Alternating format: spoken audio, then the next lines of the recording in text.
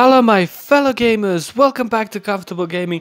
Today we're talking 7 best games on Game Pass you need to play if you just got yourself an Xbox, picked up one for Christmas, or you're gonna get one for Christmas.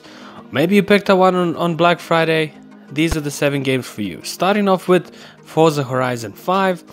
And if you're into racing games, this is the best racing game you can get on Xbox. And it's probably the best racing game at the moment. Doesn't matter what platform you're looking at, and it is an exclusive to Xbox and PC, and it is on Game Pass permanently because it is owned by Microsoft.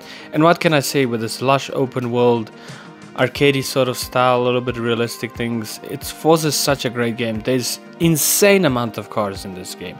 You can rebuild cars, tweak them the way you want to design, explore this amazing world that they created now this time around in Mexico. And I just love this game. I played so much of it. I always log in to check what new cars are coming to the game. The game is constantly being played, and it is the best racing game at this moment, in my opinion, that you can play, and it is on Game Pass. Next game, we got Lego Star Wars The Skywalker Saga.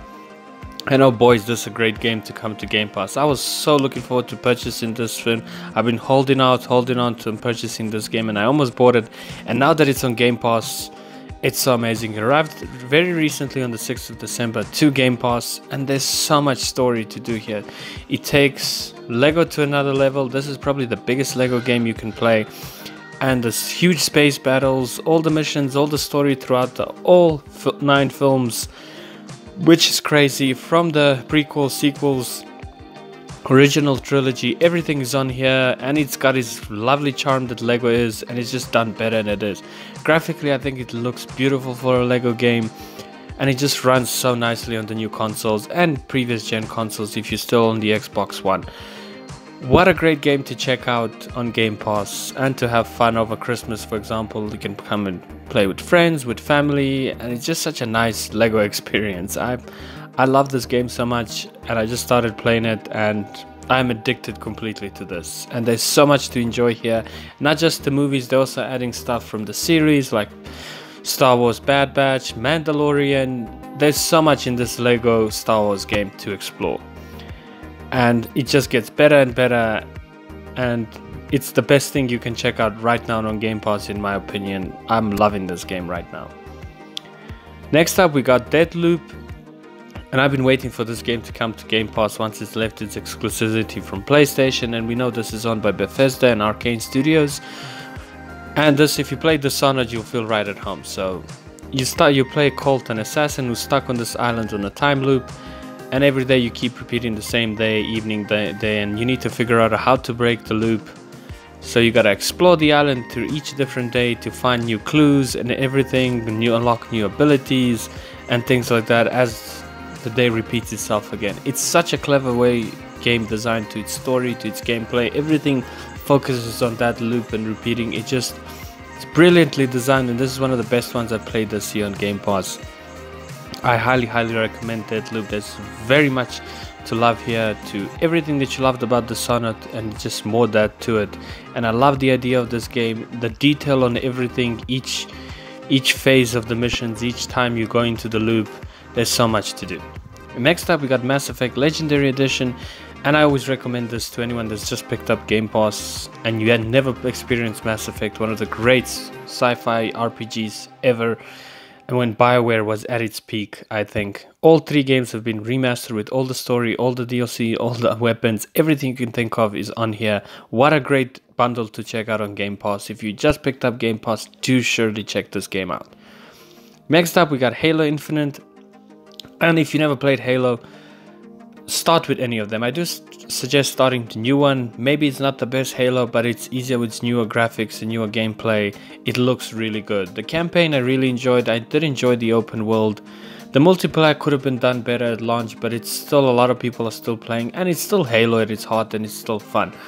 I still think Bungie did the best thing with Halo, but hey, you know what, I can't really criticize this game too much because I enjoyed it. I know there's a lot of things that couldn't have been perfect, but man, I love Halo, and this game is just really fun to play. I really enjoyed the campaign. I enjoyed the open world not being too massive, with games being so huge. So there's a lot to explore in this game, and so much stuff to do with Master Chief. Abilities, things to unlock, little collectibles around the world. It's just really fun. It's just Halo with a little bit more on it, and it goes on and on and on. I generally enjoy this. So there's a lot to enjoy on Game Pass, and if you never played Xbox before, I always suggest Gears of War and Halo to try out. So it's a good time to jump into Halo and Halo Infinite with its new updates. Do check it out if you picked yourself up on Xbox. Maybe it's something for you. Next up, we got Insurgency Sandstorm, and if you're looking for a shooter that's not Halo and that's on Game Pass and you want to play online, it's got a good campaign, it's got co-op, and it's got really good multiplayer. It's way more tactical and things like that. It's not exactly so tactical like Rainbow Six Siege, and since the Activision deal has not gone through and Call of Duty has still not come to Game Pass, this is your best bet. And this game has finally come to Game Pass, 2 consoles. It's a great shooter. There's a lot to love here. The detail of the gun, someone who loves gun is a little bit of a gun nut. This makes a lot of sense for me that I love this game. The detail to the guns, the combat, the missions, and I love that there's co-op and PvP, just makes it even more fun.